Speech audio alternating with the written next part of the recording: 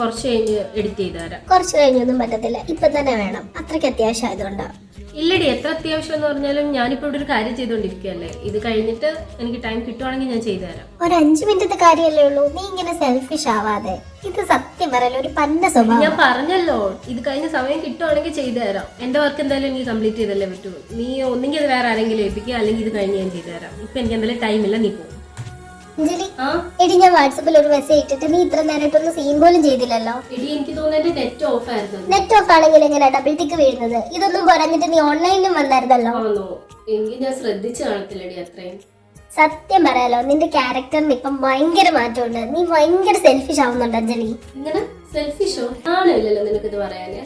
അണ്ട് എന്റെ എല്ലാ കാര്യങ്ങളും മാറ്റി വെച്ച് നിനക്ക് ഞാൻ അത്രയ്ക്ക് ഇമ്പോർട്ടൻസ് തരുമ്പോൾ നീ എന്ത് എന്നോട് പറഞ്ഞത്? എനിക്ക് വേറെ പണിയില്ല, അതുകൊണ്ടാണ് ഞാൻ നിന്നിങ്ങനെ കോൾ ചെയ്തുകൊണ്ടിരിക്കുന്നത്, നിന്നെ ഇങ്ങനെ ശല്യം ചെയ്തുകൊണ്ടിരിക്കുന്നത് എന്നല്ല.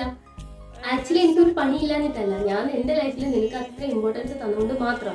എനിക്ക് എന്റേതായിട്ടുള്ള കാര്യങ്ങളെല്ലാം അന്നും ഉണ്ടായിരുന്നത്, പക്ഷെ അതെല്ലാം ഞാൻ മാറ്റി വെച്ചിട്ടാ നിനക്ക് കൂടുതൽ ഇമ്പോർട്ടൻസ് ആണത്. അപ്പൊ നിനക്ക് വെറും പട്ടിയുടെ വില ഞാൻ. അതുകൊണ്ട് ഞാനൊരു കാര്യം അങ്ങ് തീരുമാനിച്ചു, ഇനി എന്റെ കാര്യം കഴിഞ്ഞേ ഉള്ളൂ. ബാക്കി എന്തും അതിപ്പോ നീ എന്നല്ല വേറെ ആരായാലും.